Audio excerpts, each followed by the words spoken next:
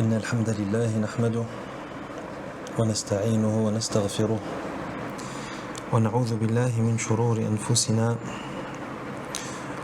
وسيئات أعمالنا من يهده الله فلا مضل له ومن يضلل فلا هادي له وأشهد أن لا إله إلا الله وحده لا شريك له وأشهد أن محمدا عبده ورسوله صلى الله عليه وسلم. أما بعد فإن أصدق الحديث كتاب الله وخير الهدي هدي محمد صلى الله عليه وسلم وشر الأمور محدثاتها وكل محدثة بدعة وكل بدعة ضلالة وكل ضلالة في النار. أما بعد فيقول الإمام ابن القيم رحمه الله تعالى: فصل: ومن عقوباتها أنها تكون العبد أحوج ما يكون إلى نفسه. L'imam Ibn al-Qayyim rahimahullah dit que parmi les conséquences néfastes des péchés, il y a le fait que les péchés vont trahir le serviteur au moment où il est le plus dans le besoin. Donc les péchés et les actes de désobéissance, ça te trahit. Et ça te trahit à quel moment? Au moment où tu es dans la situation la plus délicate et au moment où tu es le plus dans le besoin. À ce moment-là, tes péchés ils viennent et ils te trahissent. Et c'est ce que va nous expliquer l'imam Ibn al-Qayyim rahimahullah dans ce chapitre. Il dit: فإن كل أحد محتاج إلى معرفة ما ينفعه وما يضره في معاشه ومعاده وأعلم الناس أعرفهم بذلك على التفصيل وأقواهم وأكيسهم من قوي على نفسه وإرادته فاستعملها فيما ينفعه وكفها عما يضره. Imam Ibn al-Qayyim rahimahullah, il va déjà poser une introduction qui va nous permettre de comprendre en quoi est-ce que les péchés ça nous trahit. Il nous dit que chacun d'entre nous a besoin de connaître ce qui lui est profitable et ce qui lui est nuisible, que ce soit dans ce bas monde ou dans l'au-delà.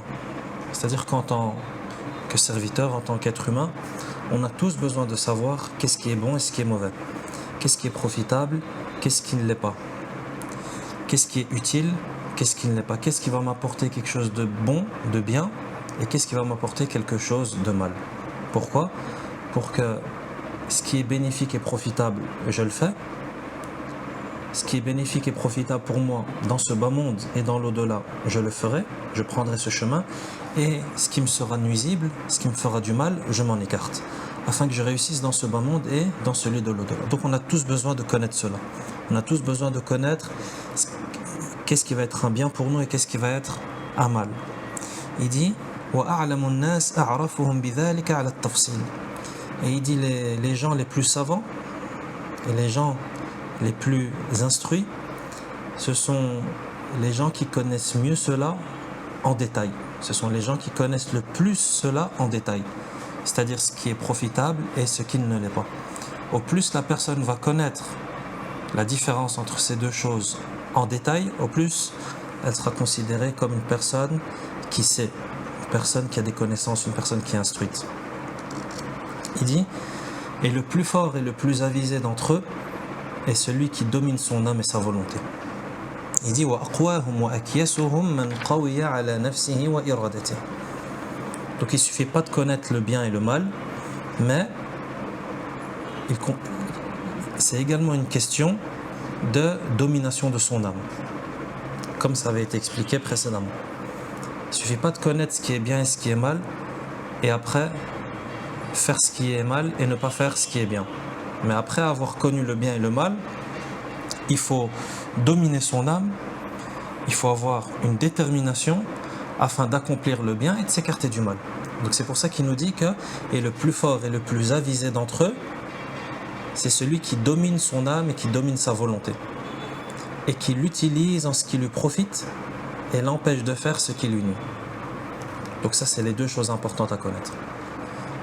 L'imam Ibn al-Qayyim, rahimahullah, il met en évidence et il explique ces deux grands fondements. Donc, premièrement, on a besoin de connaître il est où le bien, il est où le mal, il est où le profit, elle est où la nuisance. Et ensuite, il faut qu'on prenne le contrôle et qu'on domine notre âme et notre volonté afin d'imposer à notre âme de prendre le bon chemin et de s'écarter du chemin qui mène à la perte et à l'anéantissement. Donc les deux étapes. Ensuite, il continue, il dit وفي ذلك تفاوتت معارف الناس وهممهم ومنازلهم فأعرفهم من كان عارفا بأسباب السعادة والشقاوة وأرشدهم من آثر هذه على هذه كما أن أسفههم من عكس الأمر. Il continue rahimahullah, il dit que وفي ذلك تفاوتت معارف الناس وهممهم ومنازلهم. Sur base de cela, c'est-à-dire le fait de distinguer le bien du mal et le fait de dominer son âme afin de lui faire prendre le chemin du bien et de l'écarter du chemin du mal, il dit à ce sujet تفاوتت معارف الناس. Les connaissances des gens, elles diffèrent, elles se distinguent les unes des autres. Il y a du tafawut, il y a des différences, il y a des gens qui connaissent cela en détail, d'autres qui ne le connaissent pas en détail, d'autres qui ne le connaissent même pas. Et il y en a qui connaissent, qui ont un haut degré de savoir, mais une faible domination de leur âme, etc. etc. Donc il y a du tafawut, les niveaux sont différents. C'est pour ça qu'il dit les connaissances, les déterminations et les rangs des gens diffèrent. Donc les connaissances diffèrent, les déterminations et les volontés diffèrent également, et donc leurs rangs vont différer. Celui qui sait n'est pas comme celui qui ne sait pas, et celui qui domine son âme n'est pas comme celui qui ne domine pas son âme. Il dit فَأَعْرَفُهُمْ مَنْ كَانَ عَارِفًا بِأَسْبَابِ السَّعَادَةِ وَالشَّقَاوَةِ. Il dit donc le plus savant des gens, c'est celui qui connaît les causes du bonheur et du malheur. Donc celui qui connaît le chemin du bien, qui connaît le chemin du mal. Ça, c'est la personne la plus savante. Il dit وَأَرْشَدُهُمْ مَنْ آثَرَ هَذِهِ عَلَى هَذِهِ. Et la personne la plus guidée, c'est celle qui va préférer la voie du bonheur à la voie du malheur. Parce que comme il vient de nous l'expliquer, rahimahullah, tu peux connaître le bon chemin et le mauvais chemin, tu sais que ça c'est le bon chemin et tu sais que ça c'est le mauvais chemin. Mais, faiblesse d'âme, tu n'arrives pas à dominer ton âme, les passions sont fortes, les tentations sont déchaînées, et tu prends le mauvais chemin alors que tu sais que c'est le mauvais chemin. Et tu délaisses le bon chemin alors que tu sais que c'est le bon chemin. C'est pour ça qu'il dit, la personne la plus savante, c'est celle qui connaît le mieux le bon du mauvais chemin, qui distingue le mieux le bon du mauvais chemin, qui connaît le mieux la différence entre ces deux chemins. Et il dit ensuite, et la personne la plus guidée, c'est celle qui va préférer le bon chemin au mauvais chemin. Donc encore une fois, on revient à ce grand principe dans la religion qui nous dit que, en réalité, l'objectif c'est pas la science et le savoir. C'est pas un objectif en soi. Maintenant tu sais que ce chemin c'est le droit chemin et c'est le chemin qui va être profitable et qui va être bénéfique, et que l'autre chemin c'est le mauvais chemin, le chemin du mal, le chemin des turpitudes, le chemin de la débauche, et c'est le chemin qui va causer ta perte et qui va causer ton anéantissement et ton humiliation dans les deux mondes. Mais toi, tu prends le mauvais chemin alors que tu sais que c'est le mauvais chemin. Est-ce que ton savoir t'a été utile? Est-ce que ton savoir t'a été bénéfique?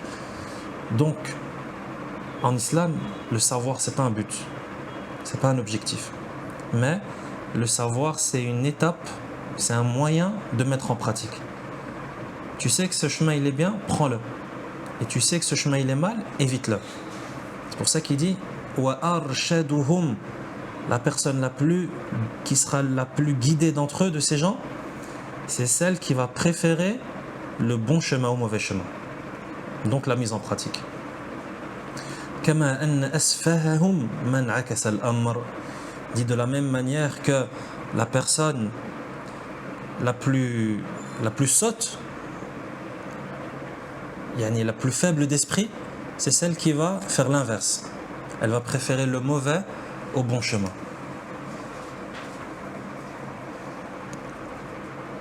c'est là que... Donc tout ça, il est toujours en train de nous faire l'introduction. Il nous prépare le terrain.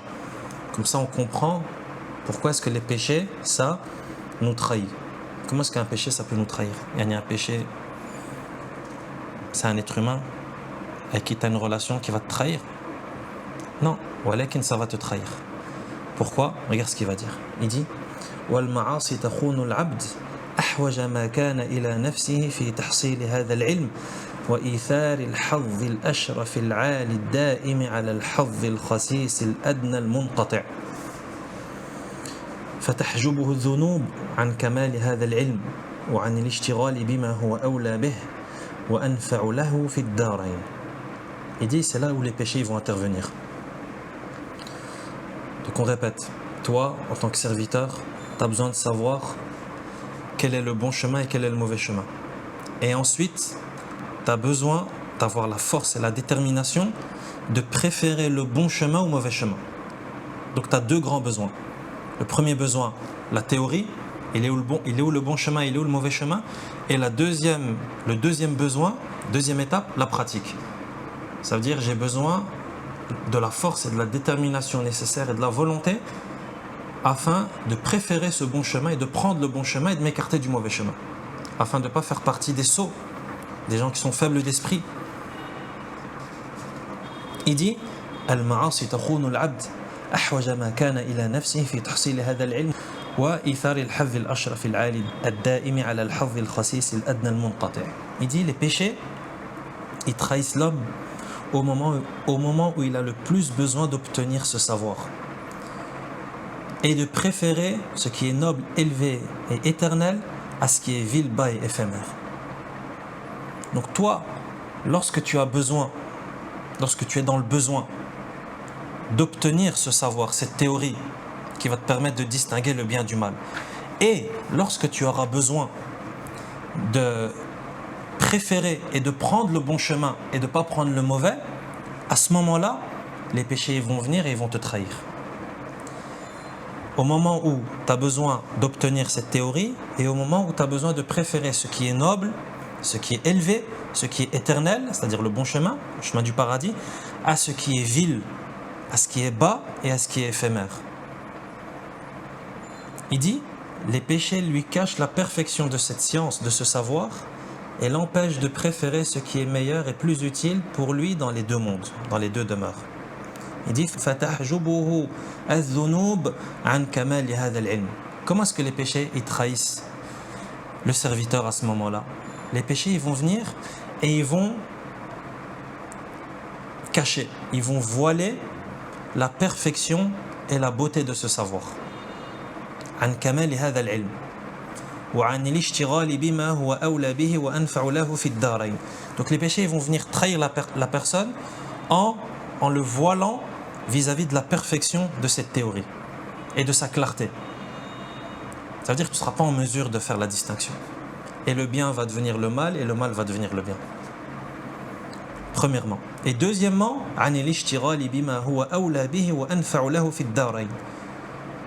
et les péchés vont également venir trahir la personne. Comment? Il dit en l'empêchant de préférer ce qui est meilleur et plus utile pour lui dans les deux demeures. Donc peut-être que toi tu as reçu la théorie et que la théorie est claire chez toi et tu sais que ça c'est le bien et que ça c'est le mal, mais les péchés vont venir te trahir en t'empêchant de préférer le bon au mauvais chemin, en t'empêchant de mettre en pratique cette théorie que tu as. Donc toi tu sais que ce chemin il est mauvais, mais malgré ça tu le prends. Faiblesse de foi, faiblesse d'âme, etc. à cause de la trahison des péchés. Il dit rahimahullah فإذا وقع في مكروه واحتاج إلى التخلص منه خانه قلبه ونفسه وجوارحه وكان بمنزلة رجل معه سيف قد غشيه الجرب ولازم قرابه بحيث لا ينجذب مع صاحبه إذا جذبه فعرض له عدو يريد قتله فوضع يده على قائم سيفه واجتهد ليخرجه فلم يخرج معه فدهمه العدو وظفر به. Il continue rahimahullah et il dit toujours dans l'explication et l'illustration de la trahison des péchés. Il dit, lorsque la personne elle se trouve dans une situation compliquée, peu importe, makrouh, une situation désagréable, et que cette personne elle a besoin de s'en défaire, de sortir de cette situation compliquée, de cette situation désagréable. Il dit, à ce moment-là, son cœur, son âme et ses membres vont le trahir. Son cœur, son âme et ses membres, ça veut dire sa force physique, ils vont le trahir. Il dit, il sera à ce moment-là semblable à un homme qui possède une épée recouverte de rouille. Yani, t'as une épée, mais elle est rouillée. Et elle est coincée dans son fourreau. Le fourreau, donc l'étui de l'épée. Si bien qu'il ne peut la dégainer. Hein? Toi, t'as une épée, Allahumma barik, mais l'épée, elle est collée dans son étui, dans son fourreau. Pourquoi? Parce qu'elle a rouillé. Hein? Une épée qui rouille et qui est dans son fourreau, est-ce que tu peux la retirer? Quand tu viens pour la retirer, pour la dégainer, est-ce qu'elle sort? Non. Pourquoi? Parce qu'elle colle avec la paroi, avec le fourreau. Imagine par exemple une épée qui n'a pas été utilisée pendant des dizaines d'années, voire des centaines d'années. Imagine par exemple les épées qu'on retrouve dans les sites archéologiques et qui remontent à des centaines d'années et qui sont encore dans leur fourreau. Est-ce qu'on peut les retirer? Là. Pourquoi? Parce qu'elles ont fait qu'un avec le fourreau, tellement elles ont rouillé et les matières ont fusionné ensemble, etc. Il dit là c'est pareil. Elle a dit, t'as ton épée, mais tu n'arrives pas à t'en servir. Au moment où tu en as besoin, tu n'arrives pas à t'en servir. Et elle reste coincée dans son fourreau. Tu essaies de la retirer, mais elle est bloquée. Elle est collée. Elle est rouillée. Il dit si bien qu'il ne peut pas la dégainer. Il dit un ennemi qui vient pour le tuer se présente à lui. Et il porte la main, la poignée de son épée, essaye de la dégainer, mais sans y parvenir. Il n'arrive pas à sortir son épée. Si bien que l'ennemi l'attaque et le bat. Toi, tu te fais attaquer. Tu te fais agresser, un ennemi vient pour te tuer. Et toi, tu as une épée. Et tu dis, moi, de toute façon, j'ai une épée, masha'Allah. Elle va me servir et celui qui vient, c'est fini. Et donc, quelqu'un vient, t'agresse, vient pour te tuer. Et toi, lorsque tu vas pour sortir ton épée, elle ne sort pas. Il dit, c'est la même chose avec les péchés. Tu te retrouves dans une situation compliquée, là où tu as besoin de ton épée, mais cette fois-ci, c'est plus ton épée, mais tu as besoin de ton cœur, tu as besoin de ton âme, tu as besoin de tes membres. Il dit, et là, ces choses-là nous trahissent. De la même manière que ton épée, elle t'a trahi en restant coincée dans le fourreau. Pourquoi? Parce qu'elle a rouillé. Parce que c'est toi qui l'as laissé rouiller. L'imam Ibn al-Qayyim, rahimahullah, quand il nous dit cet exemple, ce qui nous fait comprendre, c'est que c'est nous qui avons laissé rouiller notre épée. Parce qu'on ne s'en est pas occupé. On ne l'a pas astiqué. On ne l'a pas nettoyé. On ne lui a pas fait les soins nécessaires. C'est la même chose avec le cœur. C'est la même chose avec les actes de désobéissance. Lorsque tu te retrouves dans des situations où tu as besoin de tes capacités, tu as besoin de ton cœur, tu as besoin de ton âme, tu as besoin de tes membres, tout le monde va te trahir. Et tu vas te retrouver tout seul. Les péchés te trahissent et tu ne trouveras ni ton cœur, ni ton âme, ni tes membres. Nas'Allah al-afiyata wa salam. Et l'ennemi, bien entendu, il a en face de lui une personne désarmée. Et donc, tu te fais dévaster. Il dit كذلك القلب يصدأ بالذنوب ويجرب ويصير مثخنا بالمرض فإذا احتاج إلى محاربة العدو به لم يجد معه شيئا والعبد إنما يحارب ويصاول ويقدم بقلبه والجوارح تبع للقلب فإذا لم يكن عند ملكها قوة يدفع بها فما ظن بها. Il dit, c'est la même chose pour le cœur. Qu'après avoir donné l'exemple de l'épée, qui se rouille et qui reste bloquée dans le fourreau, il dit, c'est la même chose pour le cœur. De la même manière que l'épée, elle rouille, le cœur aussi, il rouille. Et comment est-ce que le cœur, il rouille? Par les péchés. Ça veut dire que les péchés, ça provoque une rouille dans le cœur, des couches. Comme ça a été vu précédemment. Dans le verset où Allah dit Kalla bal rana ala qulubihim. Rana ala qulubihim. Donc Allah il nous parle de cette rouille qui vient envelopper les cœurs dans le Coran, dans Surat al-Mutaffifin. Il dit de même le cœur il est rouillé par les péchés, si bien qu'il est dévasté par la maladie. Et lorsqu'il a besoin de combattre l'ennemi, il ne trouve rien. Quelqu'un peut se poser la question et dire: en quoi est-ce que mon cœur va me servir lorsque je me retrouve face à un ennemi? Alhamdulillah, je suis armé, je suis baraqué, je fais tel sport de combat. Là. Tout ça, tu peux mettre de côté. Tout ça, tu peux mettre de côté si tu n'as pas de cœur. Comme va nous l'expliquer l'imam Ibn al-Qayyim, rahimahullah. Il dit: or, l'homme ne combat, n'attaque et n'avance que par son cœur. Yani la première chose qui te sert dans ta vie, que ce soit pour te défendre ou pour progresser dans ta vie, ou peu importe, c'est ton cœur. Il dit: or, l'homme ne combat, n'attaque et n'avance que par son cœur. Et les membres ne font que suivre le cœur. Si celui qui les dirige n'a pas de force pour combattre, alors que dire des membres? Yani toi, matériellement, tu as tout ce qu'il faut. Matériellement. Masha'Allah. Tu as toutes les armes pour combattre l'ennemi qui t'agresse. Tu maîtrises tous les sports de combat pour du corps à corps. Physiquement, tu es au top. Cardio, tu es au top. Masha'Allah. Mais si le cœur, il n'est pas là, comment est-ce que tu vas faire pour combattre? Il dit: si celui qui dirige n'a pas de force pour combattre, comment est-ce que les membres ils vont combattre? C'est qui dirige dans le corps? Il dit, rahimahullah, les membres ne font que suivre le cœur. Donc le cœur, c'est le roi. C'est lui le dirigeant dans le corps. Comme a dit le prophète sallallahu alayhi wa sallam: ala inna fil jasadi mudra idha saluhat salaha al jasadu kullu wa idha fasadat fasada al jasadu kullu ala wa hiya al qalb. Il dit: n'est-ce pas que dans le corps il y a un morceau de chair qui, si il se réforme, tout le corps se réforme, et si il se corrompt, tout le corps se corrompt, n'est-ce pas que c'est le cœur? Donc le cœur, c'est le roi, c'est le dirigeant, c'est celui qui donne les ordres. Donc si toi, de par ton corps et de par tes équipements et de par tout ça, tu es au top, mais que le cœur, il n'a aucune force, comment est-ce que tu vas pouvoir mettre à exécution cette force?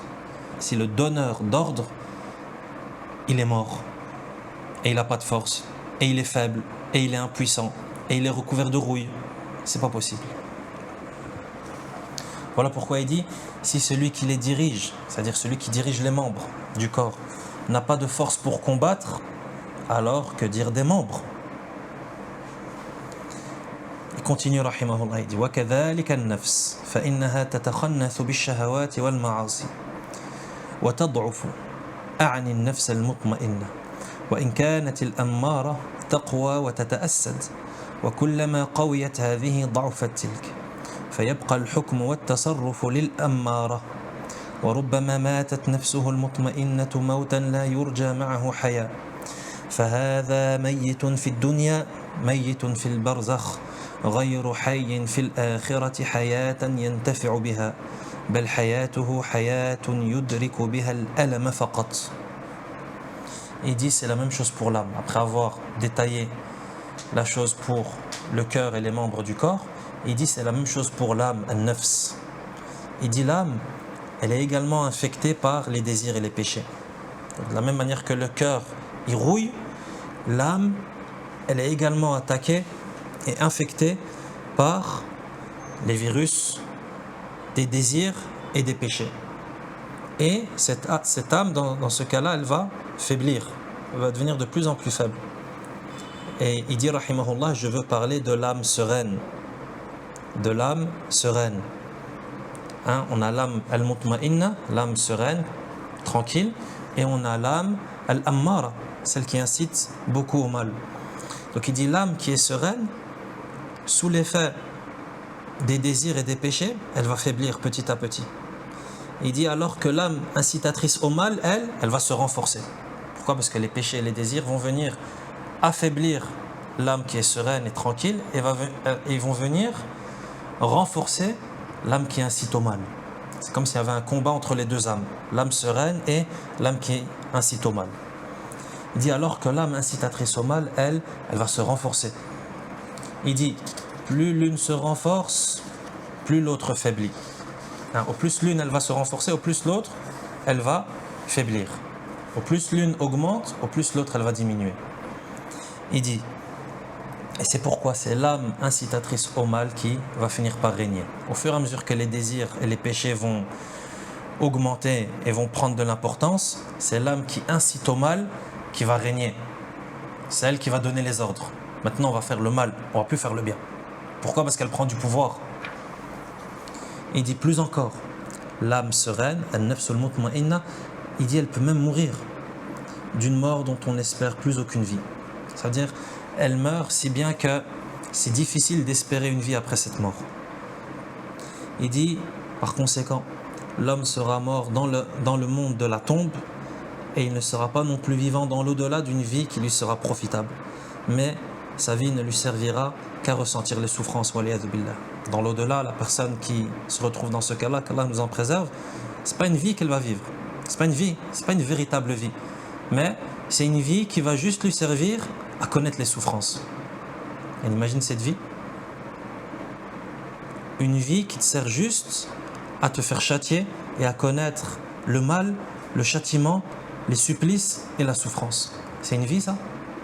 C'est pour ça qu'il dit, et dans l'au-delà, il ne sera pas vivant, mais il vivra d'une vie qui lui servira juste à ressentir les souffrances.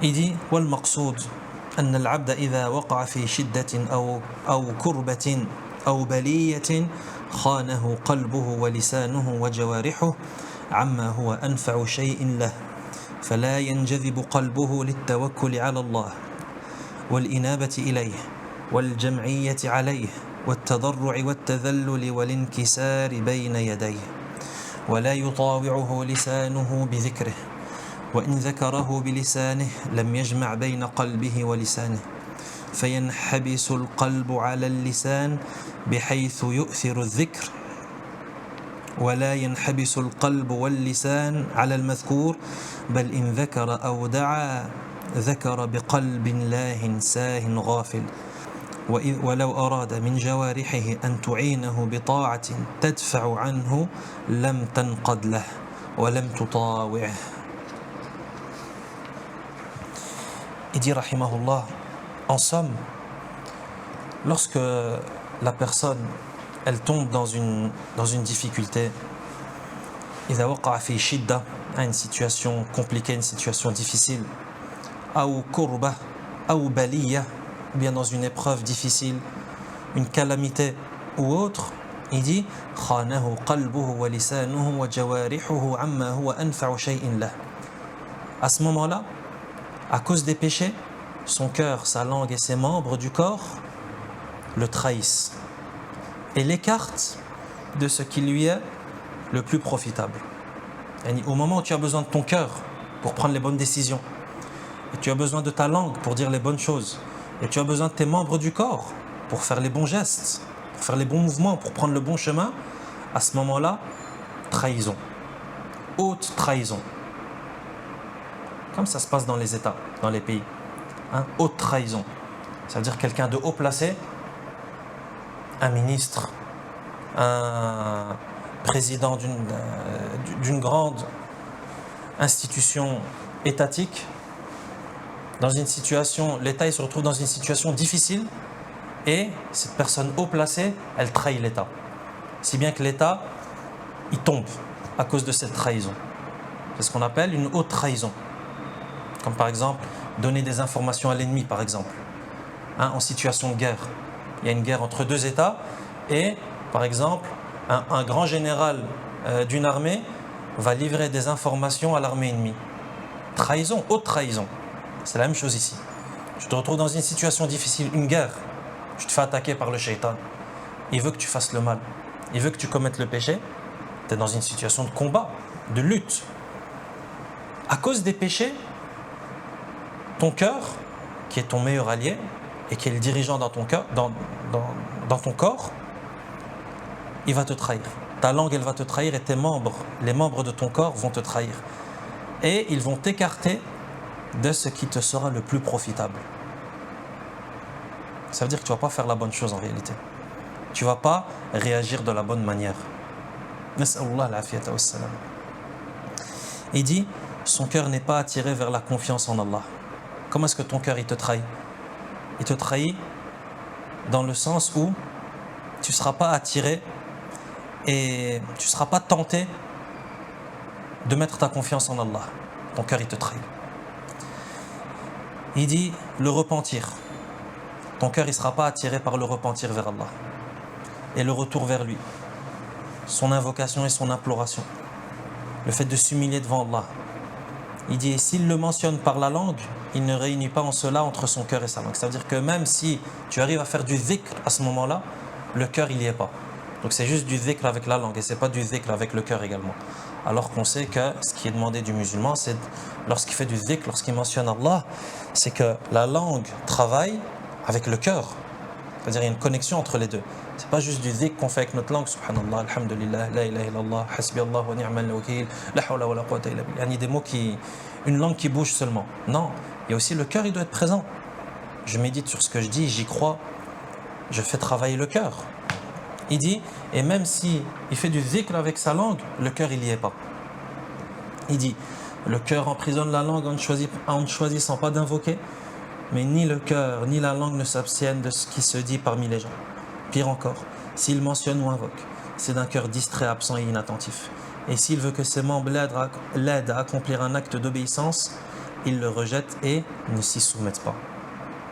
Donc en gros, il nous dit quoi l'imam Ibn al-Qayyim rahimahullah, c'est que lorsqu'il s'agit d'invoquer Allah, il va y avoir trahison également. Pourquoi? Parce que le cœur, il va s'emprisonner, il va se refermer. Si bien que c'est juste la langue qui travaille. Si elle travaille,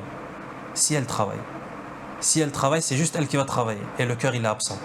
Il dit de même pour les membres. Lorsque la personne a besoin que ses membres travaillent pour faire du bien, ou bien pour s'abstenir de faire du mal, il dit quoi? Il dit, les membres ils vont refuser d'obéir. Pas d'obéissance. Et ils ne se soumettent pas à l'ordre que tu leur envoies. Trahison. De la même manière que le pays, lorsqu'il avait besoin du général pour faire telle et telle chose en temps de guerre, haute trahison. Au lieu de s'exécuter, qu'est-ce qu'il fait? Lui, il collabore avec l'ennemi. C'est ça qui se passe. Donc, lorsque tes membres ils t'obéissent pas, quelque part, ils collaborent avec l'ennemi aussi, avec le shaitan, avec l'âme incitatrice au mal.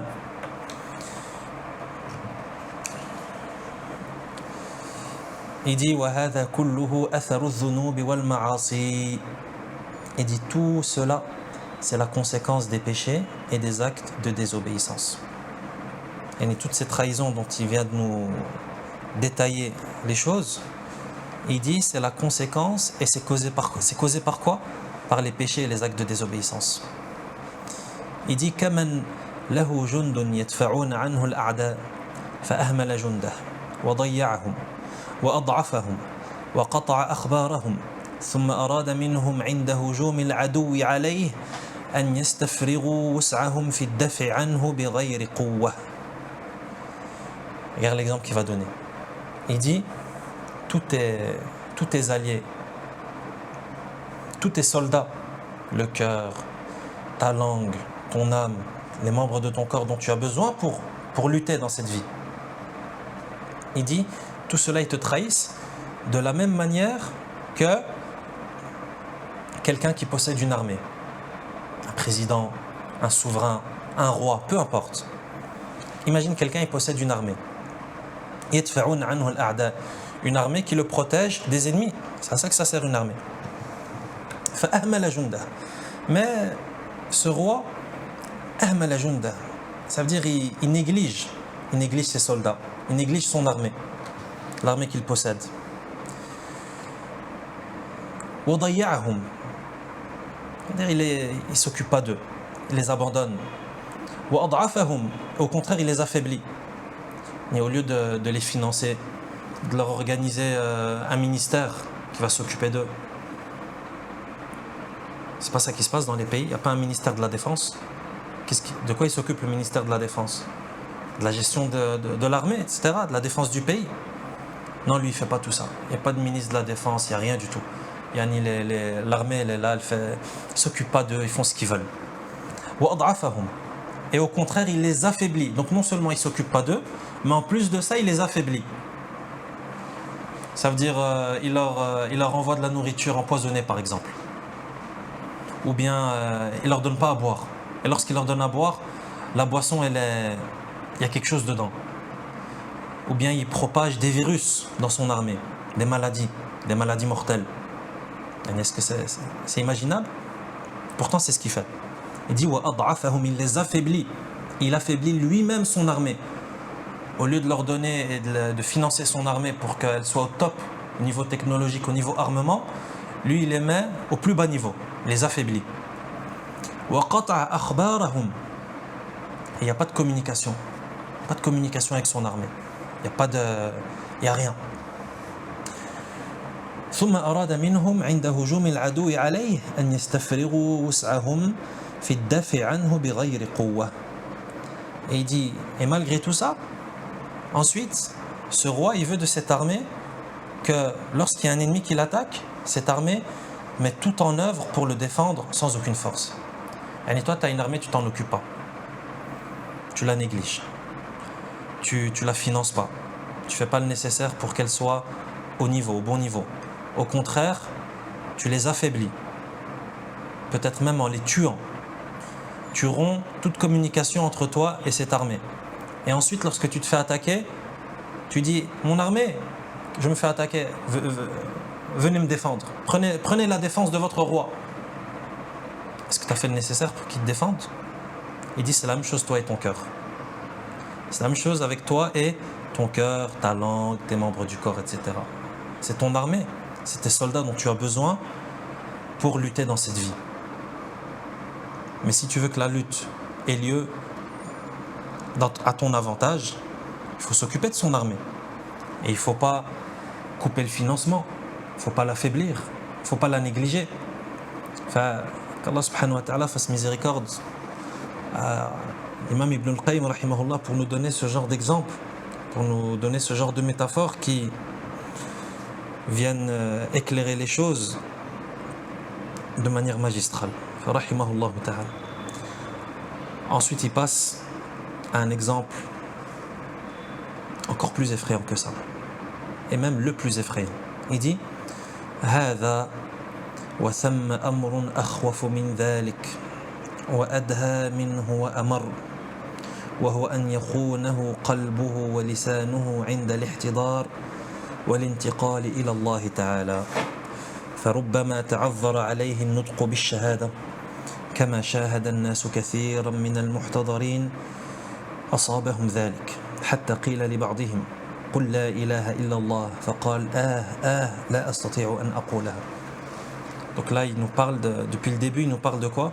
La trahison des péchés vis-à-vis de nous lorsqu'on se retrouve dans des situations compliquées, lorsqu'on se retrouve dans des épreuves difficiles.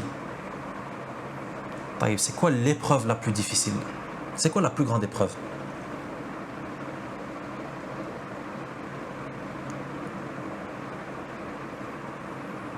Tant qu'on est dans l'exemple des épreuves, c'est quoi l'épreuve avec un grand E?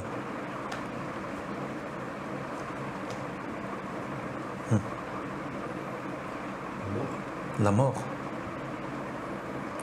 Le moment où ça doit bien se passer. Le moment que tu ne dois pas rater. La mort. La conclusion. Le finish. S'il y a un moment où tu ne dois pas te rater, c'est là.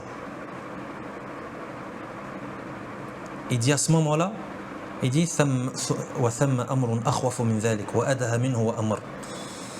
il dit, il y a une chose encore beaucoup plus effrayante que ça, beaucoup plus douloureuse et beaucoup plus amère que tout ce qui vient d'être dit.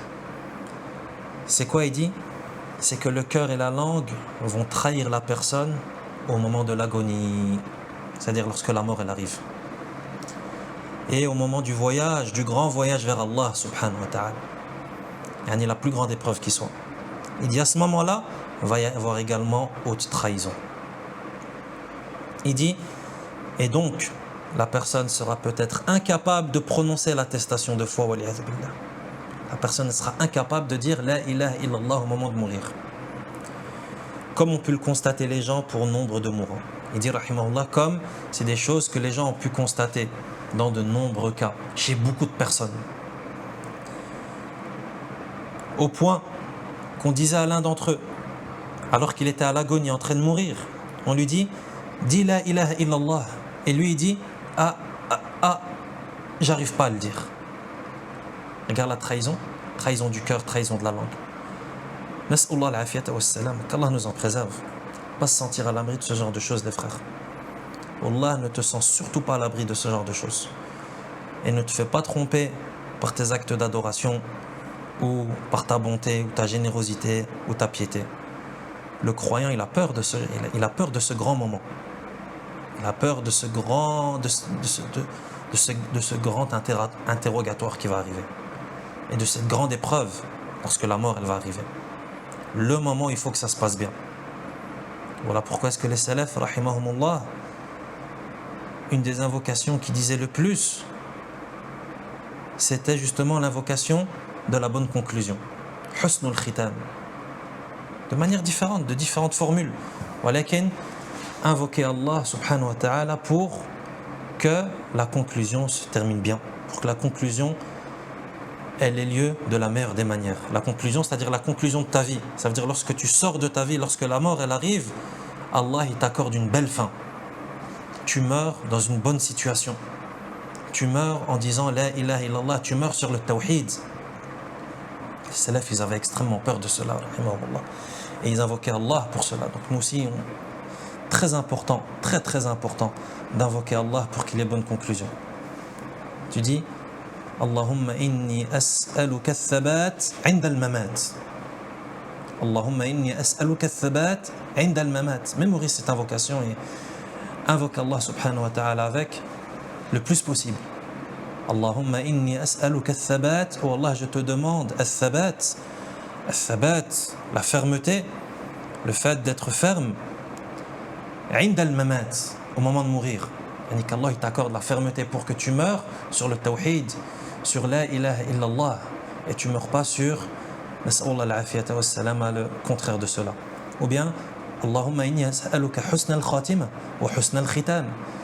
Fanas'Allah azza wa jalla an yuhsina khitamana ajma'in. Donc il dit rahimahullah que certaines personnes, on leur disait dis la ilaha illallah au moment de mourir, et lui il dit et j'arrive pas à le dire. Il dit وقيل لآخر قل لا إله إلا الله فقال شاه رخ غلبتك ثم قضى. Il dit, et d'autres à qui on disait dis la ilaha illallah. Donc tous ces gens ils sont en train de mourir. On lui dit dis la ilaha illallah, et lui il dit roi, tour, je t'ai battu, et puis il meurt. Au lieu de dire la ilaha illallah, qu'est-ce qu'il dit? Il dit les mots qu'on utilise aux échecs. Le roi, la tour, échec et mat. Il dit la ilaha illallah, la échec et mat, et puis il meurt. Pourquoi? Ça c'est fort probablement parce que c'est quelqu'un qui a vécu sur les échecs. Comme le dit l'adage, man 'asha 'ala shay mata 'alayh. Man 'asha 'ala shay'in mata 'alayh. Celui qui vit sur quelque chose meurt dessus. Donc fais très attention à vivre sur des belles choses et à pas avoir une routine mauvaise. Pourquoi? Parce que lorsque une personne vit sur quelque chose, elle meurt dessus. Regarde celui-là. Nas'Allah al-afiyata wa salam. Au moment de mourir, au lieu de dire la ilaha illallah, il est dans les échecs. Au moment de mourir. Alors que la ilaha illallah, c'est pas une parole difficile à dire. Et si je te dis de la prononcer là tout de suite, tu le prononces alhamdoulilah sans trop de difficulté. Voilà qu'au moment de la mort, c'est différent. Comme l'imam Ibn al-Qayyim va nous l'expliquer. Au moment de la mort, c'est différent, les choses elles diffèrent. On est dans une autre situation, le contexte il est complètement différent. Il dit وقيل لآخر قل لا إله إلا الله فقال يا رب قائلة يوما وقد تعبت كيف الطريق إلى حمام من جابي. Un autre on lui dit la ilaha illallah et il sort un vers de poésie pour sa bien-aimée. Et il a envie de rejoindre sa bien-aimée. Il dit elle est où min jab? Elle est où?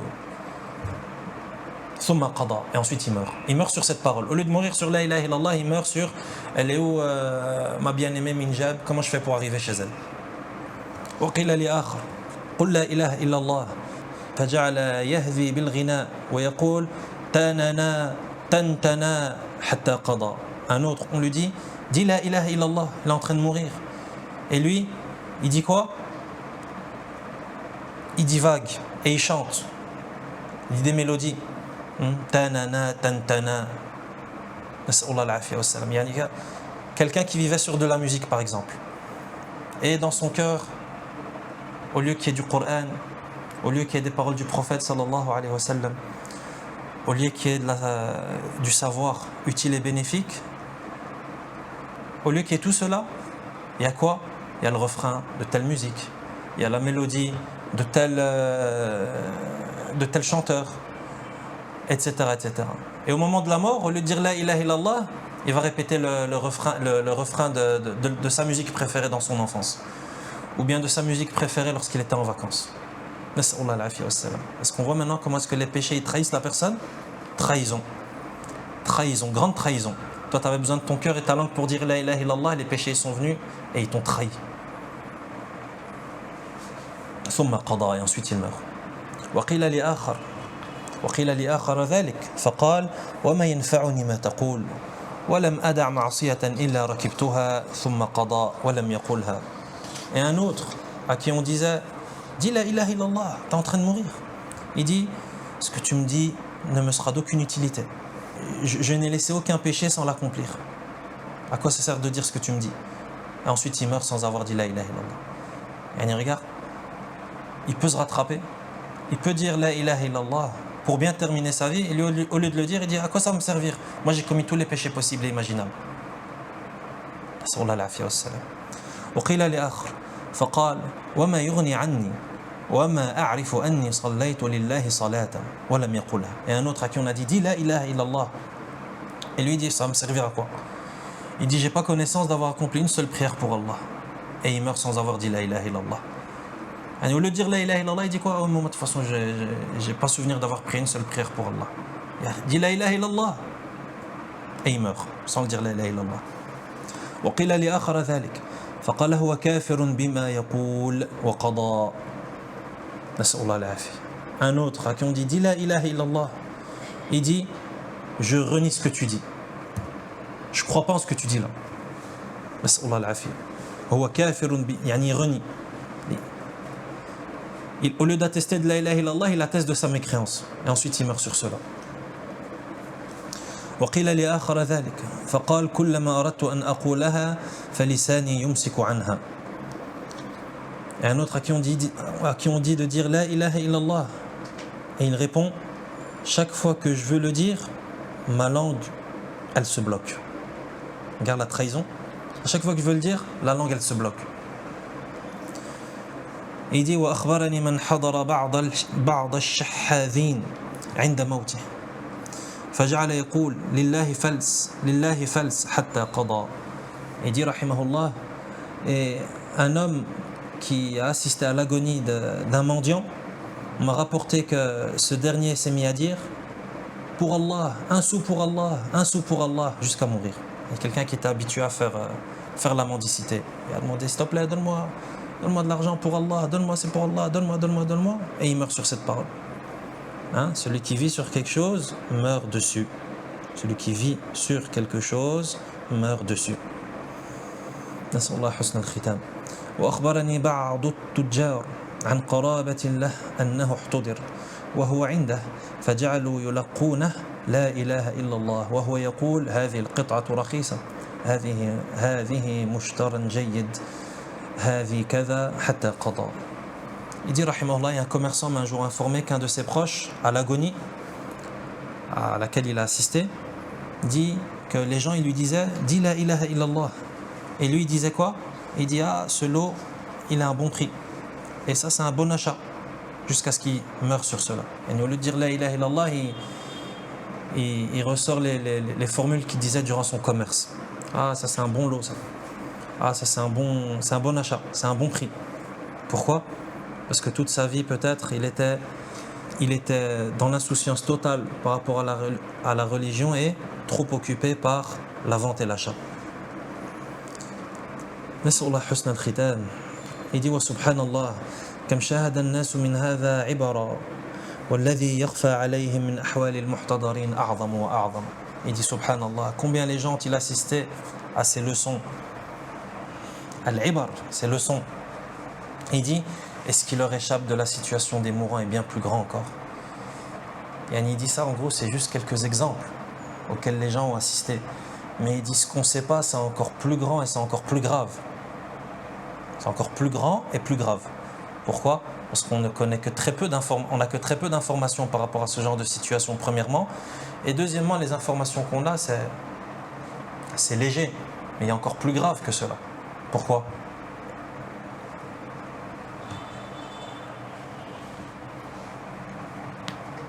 Pourquoi est-ce qu'il dit ça lui-même, Ibn Qayyim rahimahullah ? Ça veut dire ce qu'on ne sait pas, c'est encore plus grave. Ce qu'on ne sait pas, ça n'a pas été dit. Ça n'a pas été dit. Et ni toi, quand tu as quelqu'un dans ta famille, par exemple, tu as un proche. Généralement, lorsque tu assistes à l'agonie de quelqu'un, c'est que tu es un de ses proches. C'est pas n'importe qui assiste à l'agonie de quelqu'un qui est en train de mourir. Mais c'est ces gens les plus proches. Cercle privé. Taïb, si ça se passe mal, est-ce que les proches ils vont aller dire aux gens, ah tu sais, moi j'avais un proche, il est mort dans un état. Là, les gens, alhamdoulilah, c'est un bon comportement.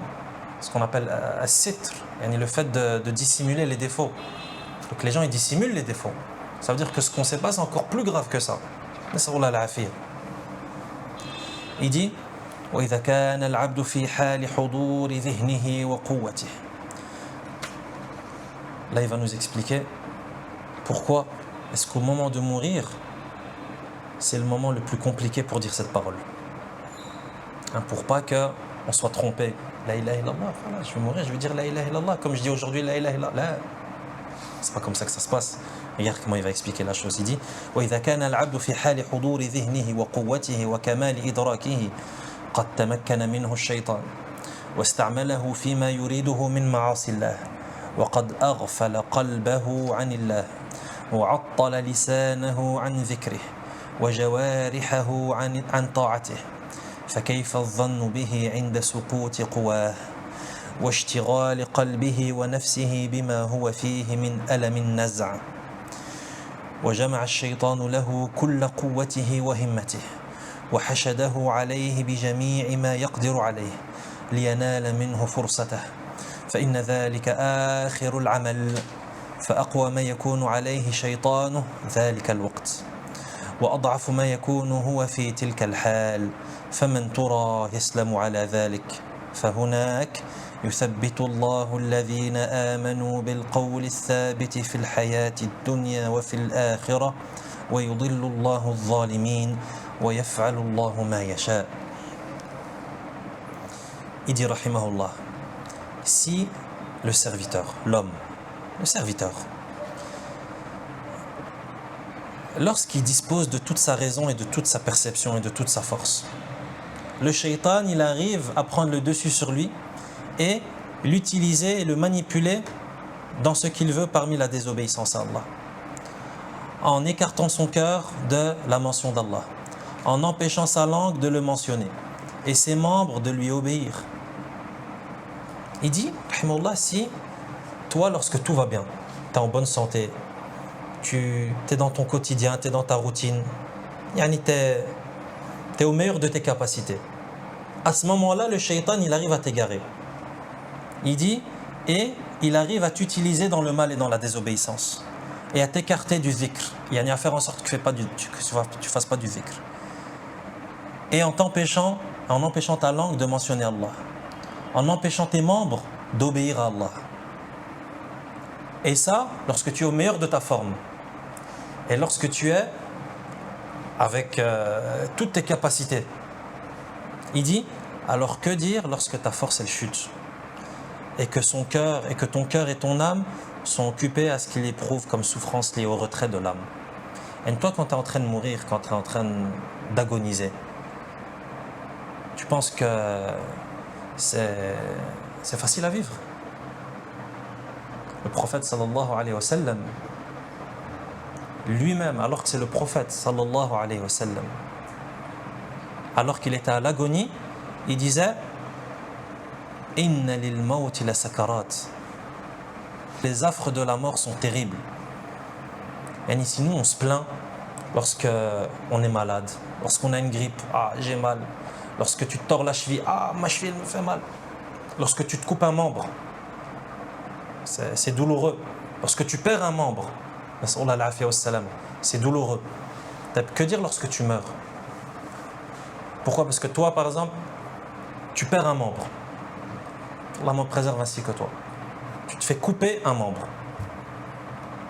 La douleur, elle est atroce ou pas? Elle est atroce. Pourtant, c'est une petite douleur en réalité. Pourquoi? Parce que la douleur, elle concerne juste cette partie du corps qui a été coupée. N'est-ce pas? Et toi, imagine quelqu'un qui travaille par exemple dans la menuiserie avec des scies électriques, etc. Et il coupe du bois, etc. Et sans faire exprès, il fait passer sa main et toute sa main elle part. Douloureux ou pas douloureux? Très douloureux. Pourtant c'est une petite douleur proportionnellement à la mort. Pourquoi? Parce que la douleur elle concerne juste la partie de ton corps en rapport avec ta main. La partie de ton corps en rapport avec ta main. Lorsque tu meurs et que ton âme elle se fait arracher de ton corps, ton âme elle sort en entier de ton corps. C'est tout ton corps qui souffre. C'est plus juste la main. C'est tout ton corps qui souffre. Imagine la douleur. Donc toi tu es à l'agonie, tu es en train de souffrir de la pire des souffrances possibles et imaginables. Il te dit, lorsque ta force elle chute, lorsque tu es à l'agonie, tu n'as pas la même force que lorsque tout va bien. De la même manière que lorsque tu as une grippe, tu n'as pas la même force que lorsque tu es en bonne santé. Lorsque tu as une grippe, tu es alité, tu n'arrives peut-être même pas à lever un doigt. Pourquoi? Parce que ta force elle chute à cause de la maladie. La mort, la force, elle disparaît carrément. Va demander à quelqu'un qui est à l'agonie de faire quelque chose. Abadan. À l'agonie, tu n'as plus de force. Il dit, son cœur et son âme sont occupés à ce qu'il éprouve comme souffrance liée au retrait de l'âme. Al-naz'a, le retrait de l'âme. Il dit, et à cet instant, c'est-à-dire à cet instant où tu es le plus faible, là où tu n'as plus de force, là où tu souffres d'une douleur inédite pour toi, il dit, à cet instant, le shaitan il arrive.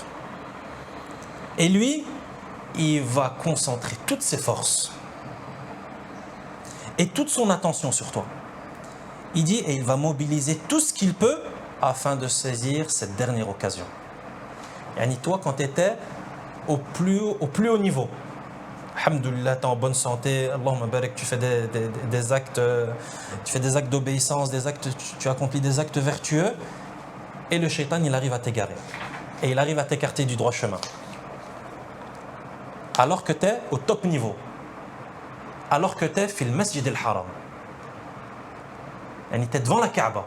Et même devant la Kaaba, le shaitan, il arrive à t'égarer. Alors que tu es dans le meilleur endroit du monde.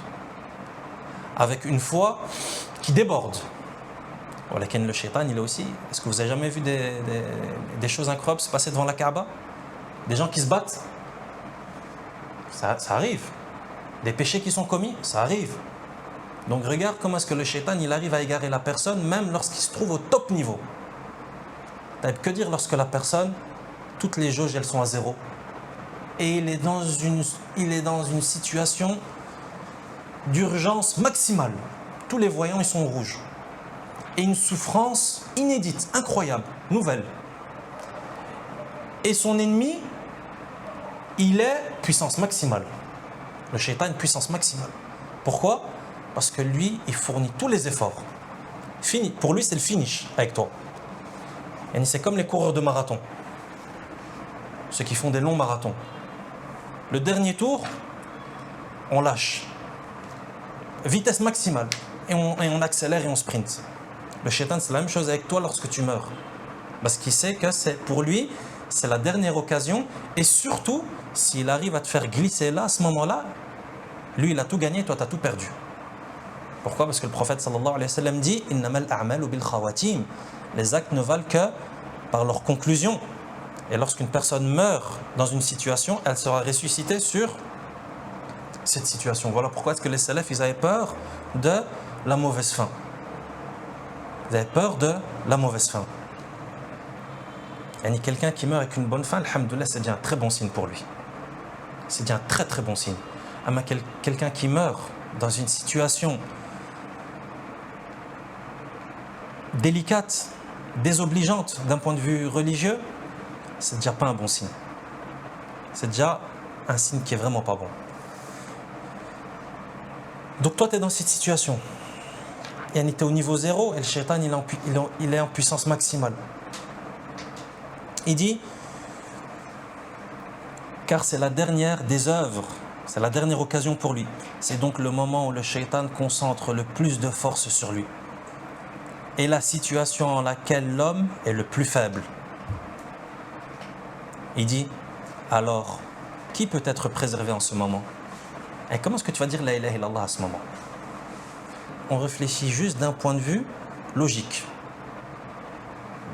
Concrètement, comment est-ce que tu dis la ilaha illallah à ce moment-là?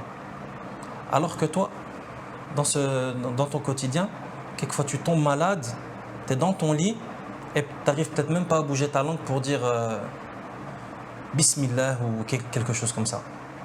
Tu es tellement malade et tu as une migraine qui te fend la tête. Comment tu vas dire la ilaha illallah à ce moment-là? Et le shaitan en face de toi, qui fait tout ce qu'il peut. Il dit, alors qui peut être préservé en ce moment-là? Comment est-ce qu'on fait pour être préservé à ce moment-là? Il dit, c'est à ce moment-là que le verset 27 de Sourate Ibrahim. يثبت الله الذين آمنوا بالقول الثابت في الحياة الدنيا وفي الآخرة ويضل الله الظالمين ويفعل الله ما يشاء. Allah, il n'y a qu'Allah qui peut te raffermir à ce moment-là. Parce que toi, tes forces, elles sont à 0. Donc même si tu pensais que tes forces allaient faire quelque chose, il n'y a plus de force déjà de aslan. À ce moment-là, il n'y aura plus de force. Allah affermit les croyants par une parole ferme en ce bas monde et dans l'au-delà, tandis qu'il égare les injustes et Allah fait ce qu'il veut. On comprend maintenant pourquoi est-ce que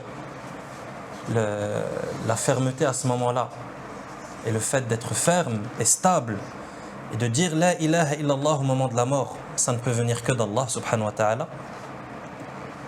À ce moment où le shaitan il est plus qu'hostile avec toi. On rapporte que l'imam Ahmed rahimahullah, il était tellement qu'il avait souffert dans la torture que lui a fait subir le dirigeant de l'époque, dans le cadre de l'épreuve qu'il a subie rahimahullah avec la création du Coran, tellement que ce qu'il a subi c'était fort, il s'évanouissait. Enfin, le moment il s'évanouissait et son fils lui disait mon père dit la ilaha illallah.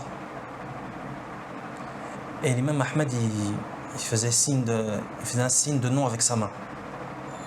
Il faisait un signe de non. Et puis lorsqu'il reprend ses esprits, son fils lui dit mon père, tu perdais tes esprits et moi je te disais de dire la ilaha illallah et toi tu faisais non de ta main. Il disait mon fils, le shaitan m'est apparu et il mordait sur son doigt et il disait ah ya Ahmed, j'ai pas pu t'avoir. Et moi je lui disais non. Regarde comment est-ce que le shaitan, regarde le sprint là dont on vient de parler, le finish. Regarde comment est-ce que le shaitan il met toutes ses forces avec la personne au moment de mourir.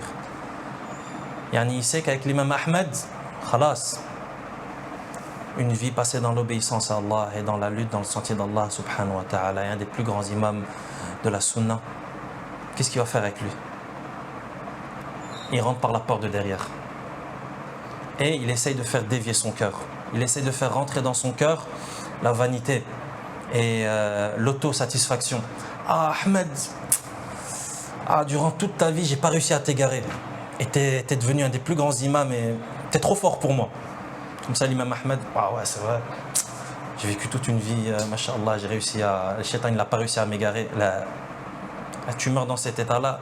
L'imam Ahmed rahimahullah, il a compris que s'il meurt dans cet état-là, il meurt avec un cœur dans lequel est rentré quelque chose juste avant de mourir.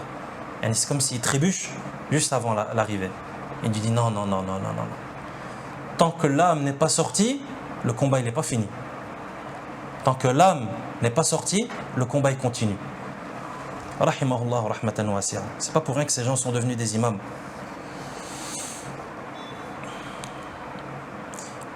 يقول رحمه الله فكيف يوفق لحسن الخاتمة من أغفل الله سبحانه قلبه عن ذكره واتبع هواه وكان أمره فرطا فبعيد من قلبه بعيد من الله تعالى وغافل عنه متعبد لهواه وأسير لشهواته ولسانه يابس من ذكره وجوارحه معطلة من طاعته مشتغلة بمعصيته بعيد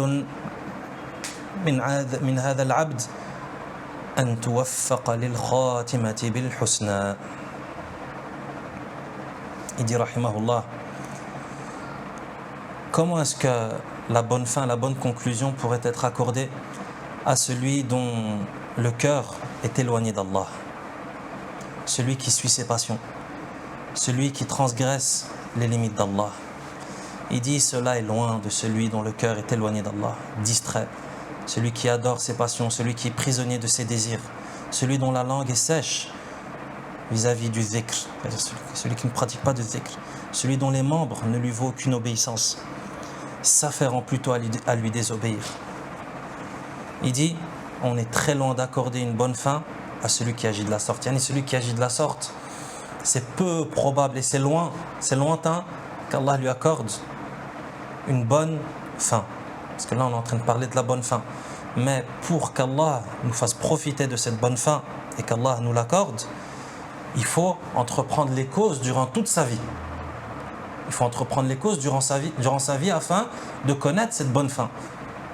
Mais vivre toute sa vie dans la débauche et dans la désobéissance, en se disant mais de toute façon le plus important c'est à la fin et quand un an, quand j'aurai 60 ans, 5-10 ans avant de mourir, je vais faire le hajj et je vais faire la umrah. Qui te dit que tous les péchés et tout le mal que tu commets dans ta vie vont te permettre de faire le hajj quand tu seras vieux? Et que justement ces péchés ne vont pas avoir l'effet inverse. Et effectivement ils auront l'effet inverse. C'est ce qu'on est en train d'étudier maintenant depuis des semaines et des mois. C'est que les péchés justement ça t'empêche de faire le bien. Et au plus tu vas pécher, au moins tu auras envie de faire le bien. Là, tu vas arriver à 60 ans, tu as passé 40 ans dans la désobéissance, dans l'insouciance, et tu vas te réveiller et tu vas dire ah ouais c'est bon je dois faire le hajj. Qui t'a donné cette garantie? Il dit donc celui qui vit dans cette vie d'ici-bas, dans l'insouciance et la désobéissance et l'insoumission, il dit ba'id, peu probable qu'Allah lui accorde une bonne fin.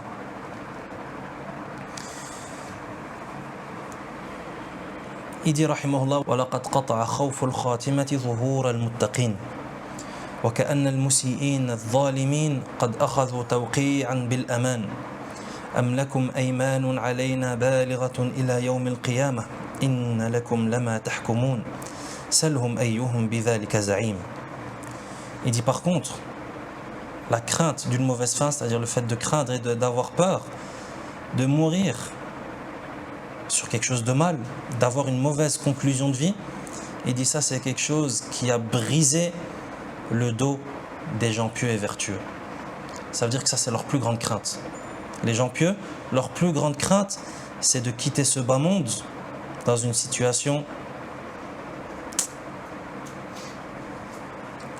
qui n'est pas plaisante. Il dit alors que les malfaisants, c'est-à-dire ceux qui agissent mal, et les injustes, eux c'est comme s'ils avaient signé un pacte de sûreté. Ceux qui agissent mal, c'est le contraire. C'est comme s'ils avaient un pacte. Comme Allah dit dans Surat Al-Qalam, versets 39 et 40. Ou bien avez-vous obtenu de nous des serments jusqu'au jour de la résurrection, nous engageons à vous accorder ce que vous avez décidé. Demande-leur qui d'entre eux en est garant. Et c'est comme si Allah leur avait donné une garantie. T'inquiète, tu vas rentrer au paradis. T'inquiète, tu vas mourir avec une bonne fin. C'est comme si les gens, les malfaisants, ils avaient reçu cette garantie d'Allah. Donc demande-leur, est-ce qu'ils l'ont reçu? On peut l'avoir?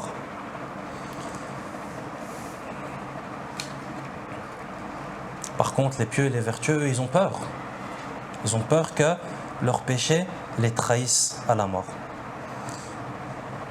Ensuite, l'imam Ibn al-Qayyim rahimahullah clôture avec des vers de poésie.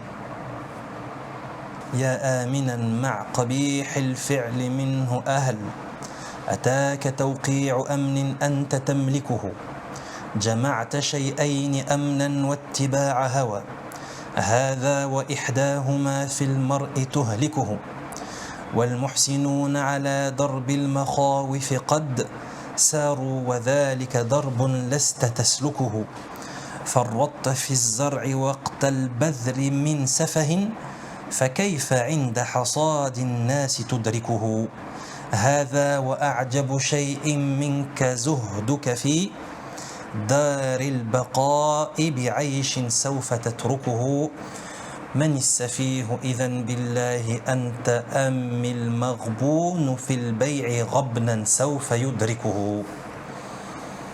Il dit, ô toi qui penses être en sûreté alors que tu commets l'infamie, possèdes-tu un pacte de sûreté, possèdes-tu un pacte de sécurité, sous-entendu avec Allah, tu joins sécurité et suivi des passions. Alors non seulement tu suis tes passions, mais en plus de ça, tu es sûr de toi. Alors qu'une de ces deux choses amène l'homme à la perdition. Les bienfaisants empruntent le chemin des peurs, mais c'est là un chemin que tu n'empruntes pas. Les bienfaisants, les pieux, les vertueux, eux, ils ont pris le chemin de la peur. Ils ont peur vis-à-vis de cette mauvaise fin. Et toi, tu n'as pas pris ce chemin de la peur.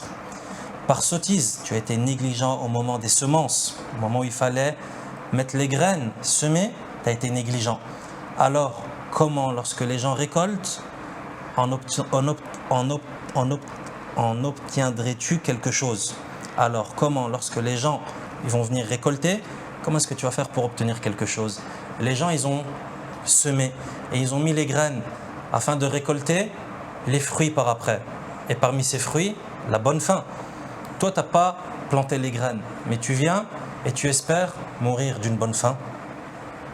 Il dit, et le plus étonnant chez toi, c'est que tu délaisses la demeure de l'au-delà pour une vie que bientôt tu abandonneras.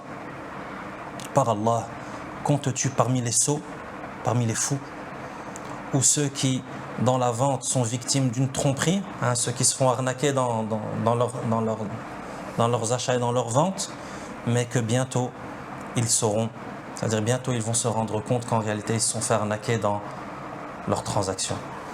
نسأل الله سبحانه وتعالى أن يمن علينا بحسن الختام إنه على ذلك قدير وصلى الله وسلم على نبينا محمد وعلى آله وأصحابه أجمعين.